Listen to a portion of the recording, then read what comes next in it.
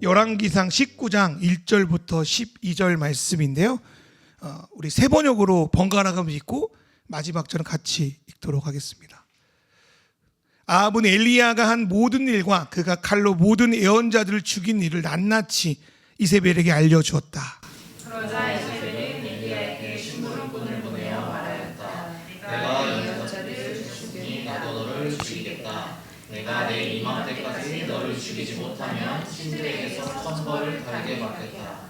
아니 보다 더한 재앙이라도 되도록.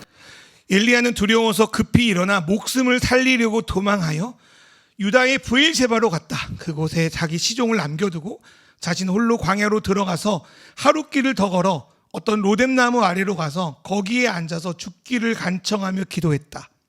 주님, 이제는 더 바랄 것이 없습니다. 나의 목숨을 거두어 주십시오. 나는 내 조상보다 조금도 나을 것이 없습니다. 그는 로뎀나무 아래에 누워서 잠이 들었는데 그때 한 천사가 일어나서 먹으라고 하면서 그를 깨웠다. 엘리야가 깨어보니 그의 머리맡에는 뜨겁게 달군 돌에다가 구워낸 과자와 물 한 병이 놓여 있었다. 그는 먹고 마신 뒤에 다시 잠이 들었다. 주님의 천사가 두 번째 와서 그를 깨우면서 말하였다. 일어나서 먹어라. 갈 길이 아직도 많이 남았다. 엘리야는 일어나서 먹고 마셨다. 그 음식을 먹고 힘을 얻어서 반납 40일 동안을 걸어 하나님의 산인 호렙산에 도착하였다. 엘리야는 거기에 있는 동굴에 이르러 거기에서 밤을 지냈다. 그때 주님께서 그에게 말씀하셨다. 엘리야야, 너는 여기에서 무엇을 하고 있느냐? 엘리야가 대답하였다. 나는 이제까지 주 만군의 하나님만 열정적으로 섬겼습니다. 그러나 이스라엘 자손은 주님과 맺은 언약을 버리고 주님의 제단을 헐었으며 주님의 예언자들을 칼로 쳐서 죽였습니다. 이제 나만 홀로 남아있는데 그들은 내 목숨마저도 없애려고 찾고 있습니다. 주님께서 말씀하셨다. 이제 곧 나 주가 지나갈 것이니 너는 나가서 산 위에 그 앞에 서 있어라. 크고 강한 바람이 주님 앞에서 산을 쪼개고 바위를 부수었으나 그 바람 속에 주님께서 계시지 않았다. 같이 읽겠습니다. 그 바람이 지나가고 난 뒤에 지진이 일었지만 그 지진 속에서도 주님께서 계시지 않았다. 지진이 지나가고 난 뒤에 불이 났지만 그 불 속에서도 주님께서 계시지 않았다. 그 불이 난 뒤에 부드럽고 조용한 소리가 들렸다. 그 몇 주 전에 그 유퀴즈라는 프로그램에서 그 서울대 정신의학과 윤태현 교수님이라는 분이 나와서 인터뷰한 내용을 본 적이 있습니다. 그분은 이제 어떻게 진단하냐면 오늘날 우리 사회가 코로나 팬데믹을 넘어서 무기력 팬데믹의 시대가 왔다라고 진단합니다. 그래서 한국인들 10명 중에 최소 3명 이상이 무기력증에 빠져 있고 전 세계 42%의 직장인이 무기력증에 빠져 있다는 통계를 말씀하시면서 자신이 강연을 다니면서 요즘 의욕이 있는 사람들 손들어 보라고 물어본답니다. 의욕 있는 사람도 있습니까, 여러분? 네. 없잖아요. 전멸이라고. 근데 기껏 드는 분이 계시대요. 눈치 없는 사장님이 나만 열정이 많다고. 그래서 눈치 차리라고 이제 유재석이 농담으로 이야기하던데. 그렇다면 왜 우리는 이렇게 이 시대에 무기력을 느끼고 있는가? 윤 교수님은 지구 자체가 지금 무기력하기 때문이라고 진단합니다. 예를 들어서 코로나 때 무기력한 사람이 증가했는데 코로나가 끝나고 1년, 2년, 3년이 지나도 점점 코로나보다 무기력한 사람, 기파감염, 우울증이나 여러 가지로 들어가는 사람이 증가하고 있다는 거예요. 또 한 가지 예를 드니까 일본이 몇 년 전에 그 동일본 대지진을 겪고 많은 이들이 어려운 때가 있었는데 지진이 일어나고 가장 힘든 1년이 그 무기력하고 힘든 사람이 많을 것 같은데 그 1년보다 2년, 3년 점점 시간이 지나면서 그 지역의 자살률이 더 증가하는 통계가 나왔다고 합니다. 특별히 우리나라 2024년 1월 사망자가 전년도보다 32%가 늘었다. 이런 통계도 말씀하셨습니다. 왜 이런 일이 일어나는가? 교수님 말씀이 코로나를 나름대로 극복하려고 애썼는데 대진을 극복하려고 막 자기 몸을 갈아 넣었는데 내가 내 인생을 어떻게든 잘 살아보려고 애썼는데 내가 생각한 만큼 뭔가가 회복되거나 이루어지는 것이 아니라 오히려 이전보다 더 어려워지고 사정이 나아지지 않은 것들을 보고 절망하기 때문이라고 진단합니다. 두 번째로 박사님은 무기력을 게으름 때문이 아니라 그만큼 열심히 살았기 때문에 오는 거라고 진단하며 회복할 시기가 필요하다고 진단합니다. 그런데 우리나라 사회는 끝없이 대전환 시대, 4차 산업시대, AI 시대를 이야기하면서 우리에게 쉴 틈을 주지 않습니다. 그래서 뭔가 바뀌고 변화하다 보니까 적응해야 된다, 살아남아야 된다라는 강박 스트레스가 무기력한 상태로 계속 끌려가게 만드니까 우리가 점점 어려워지죠. 그래서 어느 학자는 평화기를, 지금의 이 시대를 제2차 세계대전 이후 심리적 압박이 가장 큰 시대라고 평가하기도 한답니다. 우리는 보통 무기력증을 삶의 에너지가 없어서 그렇다라고 생각을 합니다. 그게 한 20% 정도 그렇다고 해요. 그런데 대부분의 80% 이상은 반복된 실패와 좌절로 인한 부정적인 감정이 우리에게 그 무기력함을 가져다 준다라고 진단합니다. 저는 이제 영상 이걸 다시 보면서 제 안에도 이런 무기력증이 없다고 말하기는 참 어렵겠다라는 생각이 들었습니다. 나름 열심히 살았고 나름 애쓰고 버티었지만 더뎌 보이는 나의 현실을 볼 때 무기력증이 찾아옵니다. 또한 내가 그래도 하나님 말씀을 전하고 그 뜻을 붙들고 살아간 목사라는 어떤 나름의 자존감까지는 아니지만 그런 게 있는데, 이번 탄핵 정부를 맞이하면서 소위 셀럽이라는 목사들의 행태를 보면서 나는 이 신앙과 이 믿음이 이게 맞다고 하고 신앙과 양심을 지키며 살아가려고 하는데, 그걸 가지고 이 한국 지형에서 소위 목회를 한다는 건 참 어렵겠구나. 그들이 절대 다수구나. 저렇게 해야 종교적으로 성공할 수 있구나. 종교 장사를 잘할 수 있구나. 저런 모습이 부흥하고 축복받은 한국교회 이상향이라면 이런 교회, 이런 목회가 뭔 의미가 있는가. 나는 뭔가, 이런 무기력하고 부끄러운 마음들이 찾아옵니다. 여러분은 어떤 무기력이 여러분 삶 가운데 찾아오는지 모르겠습니다. 그럼 이 무기력함을 우리는 어떻게 다뤄야 되는가, 신앙적으로. 이 무기력한 세상 상황 앞에서 우리는 어떻게 마음과 생각을 지치며 그래도 담대하게 살아갈 수 있을까? 내가 지금 눈에 보이긴 무기력해도 하나님이 새로운 관점과 새로운 입맛과 새로운 삶의 목적을 향하여 내가 살아갈 수 있는가? 그때 제 안에 떠오르는 인물은 엘리야 선지자입니다. 엘리야 선지자에서 여러 말씀을 드렸지만 무기력한 것을 가지고 한번 엘리야 선지자를 좀 봤으면 좋겠습니다.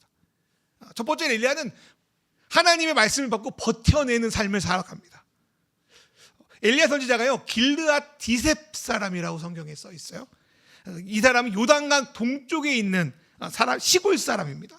그러니까 요단강을 건너가지고 이스라엘 안으로 들어와야 되는 사람이죠. 변두리에 있는 사람입니다.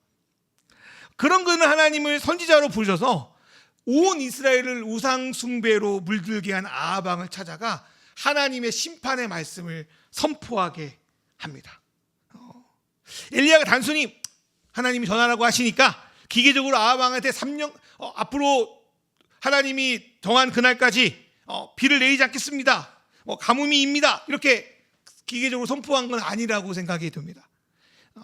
심판으로만 자기 역할이 끝나면 얼마나 엘리야가 소명받은 엘리야가 얼마나 허무할까요? 무가치할까요? 그는 지금은 그 가뭄의 시련이 이 땅 가운데 가득하지만 이 북이스라엘 사람들이 그 옛날 사사시대 때 이스라엘 백성처럼 우상을 섬기고 하나님께 엇나가도 또 하나님께 또 심판받으면 아이고 하나님 잘못했습니다라고 회개하고 돌아와 다시 그분과 관계를 회복하는 그날을 꿈꾸며 아마 그렇게 선포하고 그 긴 시간을 버텨냈을 거라고 생각이 듭니다. 이를 위해서 엘리야는 3년 혹은 야고보서의 3년 6개월간의 시간을 인내하고 버티고 살아갑니다. 자기가 죄를 지어서가 아니지만 북이스라엘의 죄악, 어쩌면 아합과 이세벨의 죄악 때문에 발생한 그 가뭄의 때를 함께 버텨냅니다. 또한 그는 그 아합 왕의 그 죽음의 칼을 피해서 이곳저곳 도피 생활을 벌입니다. 처음에는 열왕기상 17장 3절의 4절 말씀처럼 그리 시냇가로 숨어들어서 하나님이 까마귀를 통해서 주신 양식을 가지고 삶을 버텨냅니다. 그러다가 그리 시냇가의 물이 마르는 그 생존의 위기에 처하자 하나님은 그를 아합의 눈을 피해서 어디로 보내냐면 아이러니하게도 이세벨의 고향인 시돈의 사르밧 동네로 그를 망명시켜서 그곳에서 살게 합니다. 그리고 그는 그곳에서 하나님의 가뭄의 때가 끝나기까지 사르밧 가부의 가정에서 기름과 곡식이 마르지 않는 그 은혜를 받고, 또 그와 함께 하시는 그 이들의 생존을 하나님께서 지켜주시는 것을 경험합니다. 또한 사르밧 가부의 아들의 죽음과 그 아이를 살려내기 위해서 자기 자신을 겸손히 드리며 나아가는 그 사건을 통해서 한 생명이 참 중요하구나. 이스라엘 백성도 아닌 이방인 시돈의, 어쩌면 자기와 원수일지 모르는 시돈의 그 한 아이, 어쩌면 무가치하게 보이는 그 한 아이의 생명으로 해서 자기 생명도 드릴 수 있다는 헌신을 배웁니다. 그게 열왕기상 17장 21절 말씀인데 제가 읽어드릴게요. 그는 그 아이 몸 위에 3번이나 엎드려서 몸과 몸을 맞춘 다음 주님께 또 부르짖었다. 주 나의 하나님, 제발 이 아이의 호흡이 되돌아오게 하소서. 죽은 자에게 산 자가 3번이나 몸을 겹쳐서 기도하는 거예요. 우리 지금 상식으로는 이상한 기도예요.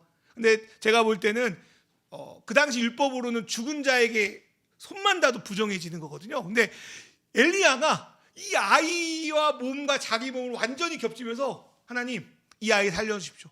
이 아이 많이 죽이면 내가 그 죽음의 부정을 감당하겠습니다. 놀라운 어떤 헌신과 희생입니다. 3번이 완전수잖아요. 3번이나 그 죽은 아이의 몸에 자기를 기대며 이 아이, 이 죽음의 저주를 받은 이 아이 살려내십시오. 안 그러면 내가 몽땅 그 저주를 받겠습니다. 뭐 이렇게 어떠면 하나님께 협박하는 것 같고, 어떠면 하나님께 자기를 드리는 마음으로 그걸 배우는 거죠. 한 생명이 귀하다는 걸 배우죠. 아마 그때 이 경험이 하나님이 이 아이를 살린 것처럼 죄로 망가져가는 이스라엘도 살리실 거라는 확신을 그때 가졌다는 생각이 저는 들어요. 사르밧 가부가요, 열왕기상 17장 24절에서 이렇게 고백합니다. 여인이 엘리야에게 이르되 내가 이제야 당신은 하나님의 사람입니다. 당신의 입에 있는 여호와의 말씀이 진실한 줄 내가 이제 알겠습니다. 사르밧 가부가 그 자기의 집에 있는 그 기름병과 그 곡식 그 바구니에 막 그게 마르지 않는 걸, 막 기적이 일어나는 걸 보고는 이런 말 안 했거든요. 그 아이, 자기 아이를 살리는 것을 보고 당신이 이제 하나님의 사람입니다. 당신의 말하는 것이 정말 하나님의 말씀인 줄 알겠습니다. 물론 자기 아이를 살려서도 그렇게 표현했겠지만, 아니 우리를 부정하게 여기는 이스라엘의 선지자라는 사람이 그 아이 살리겠다고 자기를 완전히 드리는 모습을 통해서 저의 말로 당신 목사 맞네요, 이렇게 들었다는 거예요. 당신 말하는 게 정말 언행일치가 되네요. 그렇게 이제 인정했다는 겁니다. 이를 통해 엘리야가 그 가뭄 속에서 엘리야가 성숙해지고 성장했다는 것도 보게 됩니다. 그 이방인에게도 하나님의 사람을 인정받았다면 이제 그는 다시 북이스라엘로 돌아가 하나님의 일을 할 수 있는 준비가 되었다는 생각도 듭니다. 아마도 그는 이를 통해서 하나님이 자기와 함께 하시는구나, 하나님이 이방인 아이 한 명을 살린 것처럼 자기 동포 북이스라엘을 살리겠다는 아마 그런 기대를 가지고 북이스라엘로 들어갑니다. 그리고 하나님은 열왕기상 18장 1절에 다시 많은 날이 흘려서 엘리야에게 말씀하세요.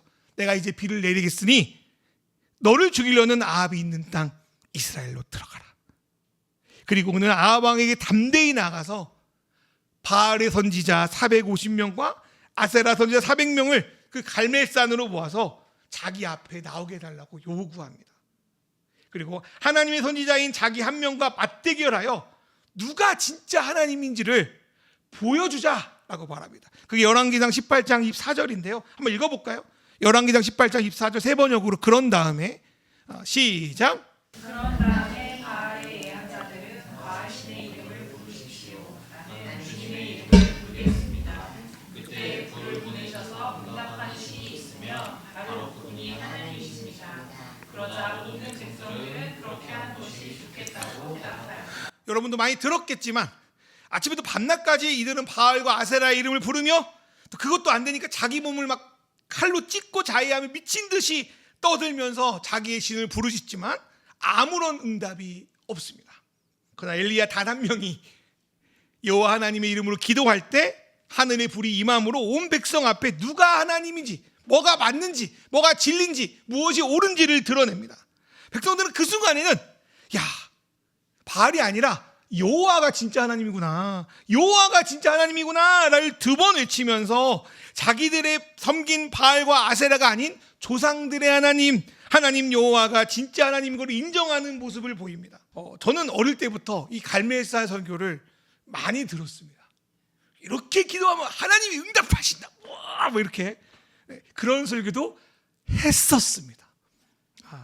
철야 때 그런 설교하면 아주 불이 일어나죠. 이렇게. 그래서 갈멜산의 승리를 우리에게 주시라고 기도도 열심히 하고도 하고요. 그런데 이 사건은 결론적으로 실패한 사건이에요. 실패로 보이는 사건입니다. 갈멜사 사건 이후 엘리야는 거기 있는 850명의 바알과 아세라 선지자를 심판합니다. 그리고 하나님이 3년 동안 가뭄이었던 북이스라엘에게 비를 내리실 거라고 아합에게 예언하고, 하나님은 엘리야의 그 7번의 기도를 통해 그 땅에 비를 내리기 시작합니다. 아마도 이 사건을 통해서 엘리야는 너무나도 굳게 이제야말로 하나님이 북이스라엘을 돌아오게 하시겠구나라고 확신이 듭니다. 그러나 웬걸, 아합과 이스라엘은 악한 이세벨 그 여자의 한마디에 다시 예전으로 돌아가 버립니다.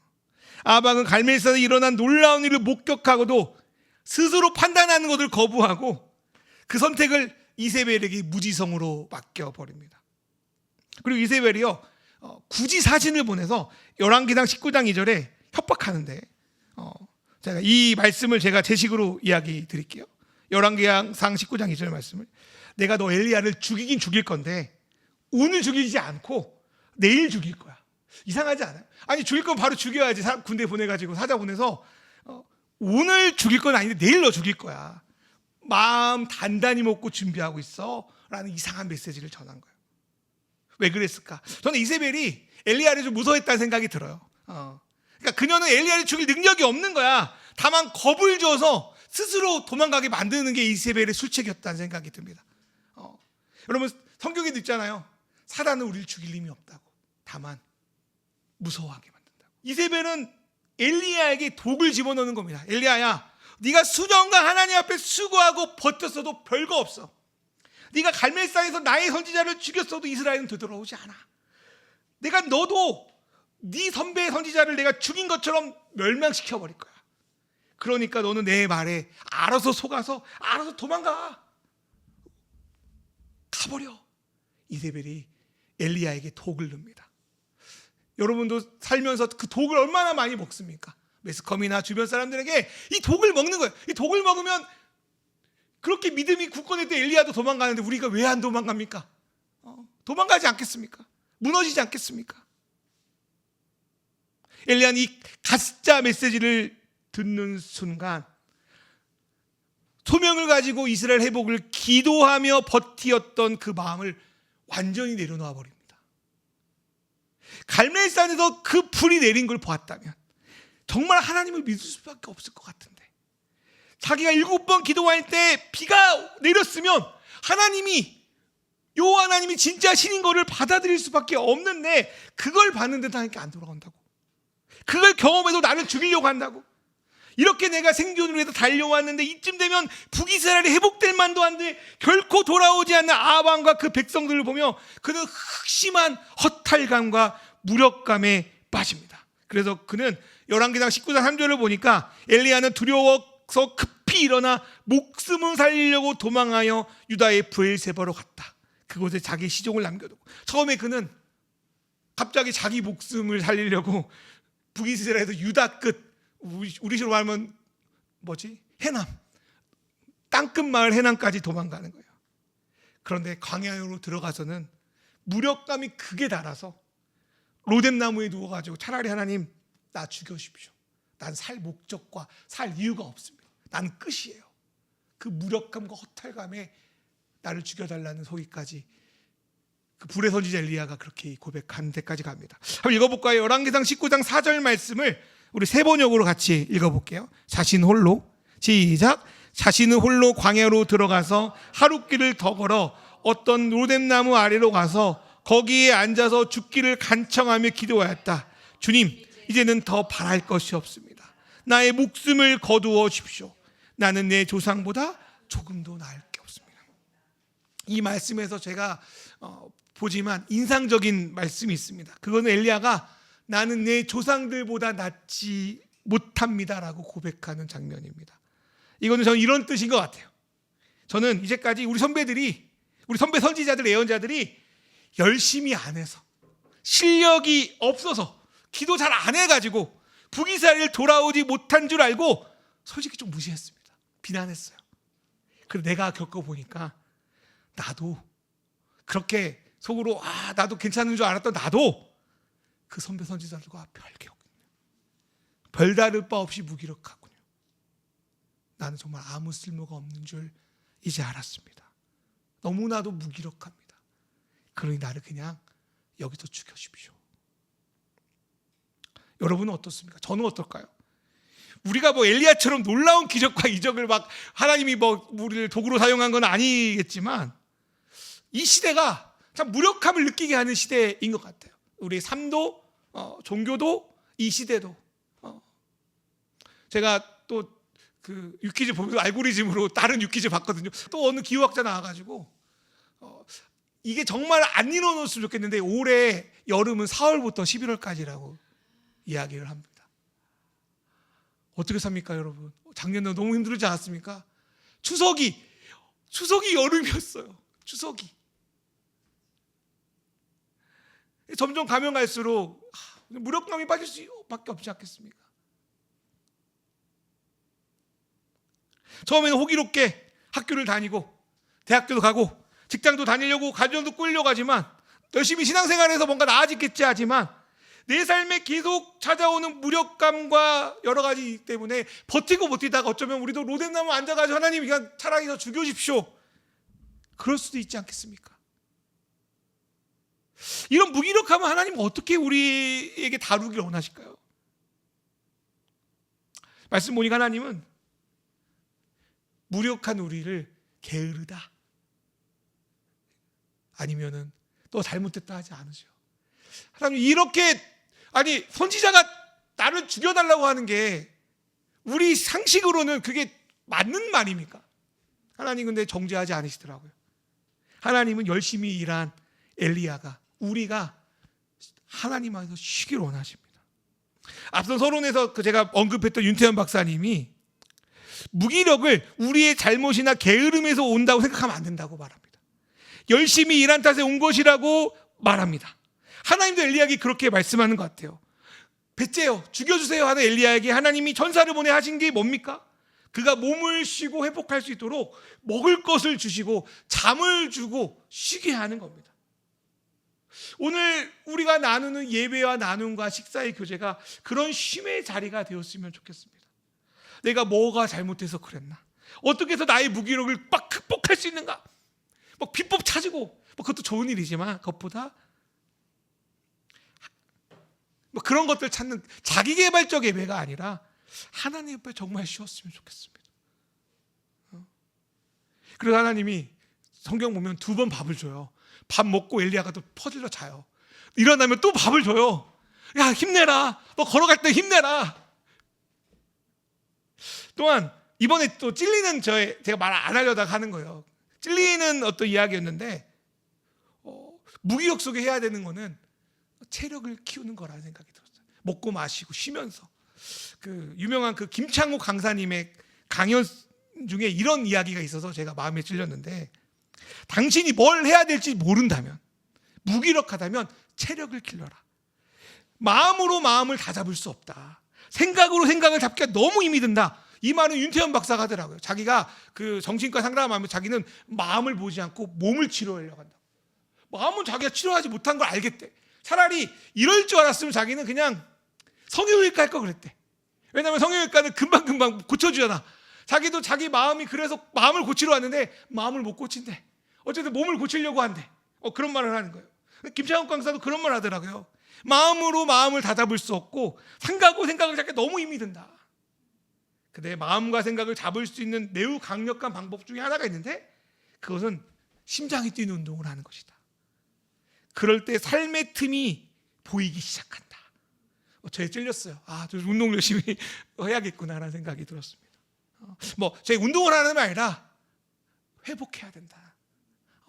하나님 주시는 영적인 밥과 영적인 음료와 또 함께 먹는 그 쉼을 통해서 체력을 회복해야 된다. 그게 오늘 우리에게 필요한 말씀이고, 또한 오늘 말씀에서 하나님이 엘리야에게 하고 계신 일이라는 생각이 듭니다. 하나님이 아무것도 안 하고 무기력하게 먹고 자고 또 먹고 자는 엘리야를 그냥 놔두시는 것은 결국 그가 하나님의 삶 호렙에 이를 수 있도록 몸과 마음의 체력을 기르는 것이라고 저는 오늘 말씀 해석이 됩니다.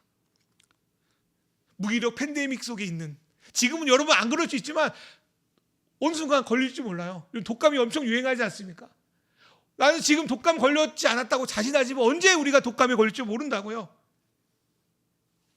그 전에 하나님께 쉬시면 좋겠습니다. 미래를 막 걱정하는 것보다, 과거에 사로잡히는 것보다 오늘 사랑하는 일과 하나님과 먹고 마시며 여러분의 또 저의 체력을 기르는 저 여러분 되기를 소망합니다. 두 번째로, 무기력은 내가 실패했구나, 내가 망했다는 걸 의미하는 게 아니라고 믿습니다. 앞에서 그 박사님은 또 이런 말 하더라고요. 삶에 발생한 문제보다 더 심각한 거는 이를 통해 내가 문제가 있다고 여기는 겁니다. 예를 들어서 건망증은 우리 일상에서 자주 벌어져요. 저도 건망증이 너무 심합니다. 오늘도 와이프한테 안 했지만 이렇게 찍다가 핸드폰이 또 없어가지고 돌아다니다가 이상한 데 놨더라고요. 다시 접었어요. 기억은 당연히 기억났어요. 그거 놨지. 근데 건망증 우리 일상에서 벌어져요. 근데 문제는 뭐냐? 그 문제를 우리가 크게 여기는 거예요. 내가 문제가 있구나, 심각하구나, 걱정하는 게 2차 문제라고 합니다. 기독교인에게 무기력도 그런 것 같아요. 내 발생한 일들보다 이를 통해 하나님께 내가 저주받았나? 내가 문제가 있나? 난 틀려먹었나? 난 망했나? 그렇게 여기는 게 심각하다는 거예요. 기독교인에게 무기력은 어쩌면 하나님 앞에 겸손하게 나아갈 수 있는 기회가 될 수 있습니다. 이제까지 내가 하나님의 축복을 내가 특별히 받아서, 이제까지 내가 나름대로 잘해서, DNA가 좋아서 내가 그렇게 생각했는데, 내가 잘나서 여기까지 왔는데 알고 봤더니 내가 정말 아무것도 아니구나, 내가 할 수 있는 게 없구나라고 그걸 받아들일 때, 그 무기력을 어쩌면 받아들일 때, 어쩌면 우리 마음에 있는 힘을 빼고 진정 주님께 우리를 맡겨드릴 수 있다는 생각이 듭니다. 그게 약할 때 내 속에 하나님이 강하게 되는 것을 경험할 때라고 믿습니다. 바울사도 고린도서 12장 9절에서 이렇게 말씀합니다. 나에게 이르시기를 내 은혜가 내게 족하도다. 이는 내 능력이 약한 데서 온전하여 짐이라 하시니라. 그러므로 도리어 내가 기뻐함으로 나의 여러 약한 것들에 대하여 자랑하리니 이는 그리스도의 능력이 내게 머물게 하려 함이라. 이 말씀이 저와 여러분에게 깊게 박히길 주님의 이름으로 축원합니다. 무기력은 내가 원하고 바라는 것이 안 될 때, 내 몸이 마음대로 움직이지 않을 때 일어납니다. 그러나 믿는 우리는 오히려 그 속에서 내 은혜가 이대로도 족하구나, 내 이런 무기력한 모습, 안 되는 모습도 하나님 사랑하시는구나라고 받아들일 수 있는 거라고 성경은 우리에게 오늘 증언하는 줄 믿습니다. 오히려 나의 약함으로, 나의 무기력함으로 하나님의 주권을 인정하게 되길 소망합니다. 하나님이 나를 온전하게 하시는구나를 바라보길 소망합니다. 내가 강하면 엄밀히 말해 하나님 필요 없어요. 내가 잘 되면 엄밀히 말해서 하나님 필요 없어요. 하나님이 내가 잘 됐는데 좀 도움만 주면 돼요. 대부분 그렇게 신앙생활 할 때가 많아요. 그러나 내가 약할 때, 내가 부족할 때, 내가 무기력할 때 우리는 하나님이 진정 어떤 분이신지를 알 수 있습니다. 그리고 눈에 보이기에 능력 있고 멋있고 위대해 보이는 저곳에 하나님이 임재하는 것이 아니라 내가 무기력할 때, 약할 때, 그럼에도 하나님이 우리 가운데 계심을 기도하며 나아가는, 내 심령 가운데 들리는 그 세미한 소리, 그 음성을 통해 하나님 말씀하고 계심을 알게 됩니다.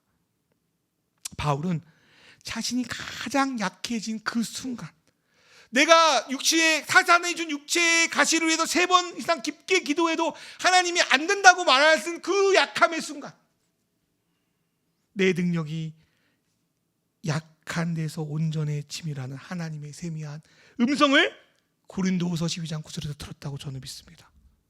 또한 불의 선지자 엘리야는 그가 갈멜산에서 불을 내리고 비를 내리는 그 가장 강력한 순간에 하나님 임재하시지만 그때보다 내가 가장 약해져 있는 순간에 하나님으로부터 세미한 음성을 듣습니다. 그렇다면 우리가 하나님의 음성을 듣는 순간은 언제인가? 아이러니하게도 우리가 무기력할 때, 우리가 약할 때, 우리가 힘이 없을 때, 하나님의 도움 없이는 회복할 수 없는 그때에 하나님의 세미한 음성을 듣기를 주님의 이름으로 축원합니다. 마무리를 할 건데요, 앞에서 또 애야 들었던 윤태영 교수가 힘들고 지칠 때, 무기력할 때 자기는 이렇게 세뇌를 시킨답니다. 나는 손흥민이다, 나는 손흥민이다. 전 이걸 보고 최근에 유행하는 뭐죠? 뭐야 그 이름? 외상광역센터인가? 중증외상센터. 거기에 유림핑이라고 그 교수가 이제 응급실에서 막 어떻게 백강이 없어 어떻게 할 수 다 봤죠? 네. 나는 백강혁이다 이러면서 막 하는데, 어쨌든 이분은 나는 손흥민이다 그런데 이유는 달라요. 나도 백강인 다 할 수 있어 이게 아니라, 이분이 나는 손흥민이다 말하는 거는 이런 의미래요. 그렇게 체력 좋고 축구 잘하는 손흥민도 지친다. 그럼 나라고 별거 있어. 우리는 그런 의미에서 엘리야를 외쳐야죠. 나도 엘리야다. 아니 그렇게 능력 있고 막 열정 있던 엘리야도 지치는데 나라고 안 지쳐? 엘리야를 받아들이는다는 생각이 들어요. 엘리야다. 나는 엘리야다. 그러니까 나는 엘리야다 할 때 어떤 사람 나도 할 수 있어 이게 아니라 나도 지쳐. 나도 무기력해져. 그렇게 받아들이는 거죠.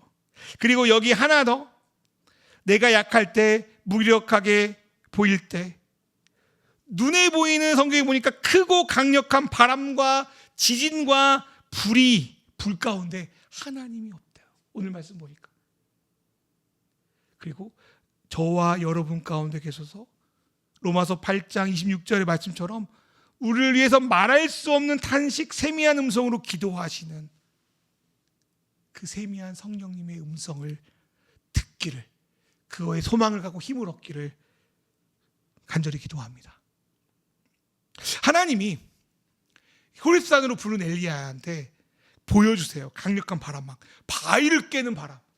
근데 엘리야가 보니까 그곳에 하나님이 안 계셔요. 그 다음에 엄청난 그 지진 속에서 하나님이 안 계셔요. 그 산을 녹여버릴 것 같은 용암처럼 보이는 불 속에서 하나님이 안 계셔요. 세미한 음성 가운데 하나님이 계십니다. 오늘 하나님이 세미한 음성을 줄 줄 믿습니다. 강력한 바람이 없고 강력한 지진이 없고 뭘 태워버리는 막 불이 없어도 그곳에 하나님이 안 계시요.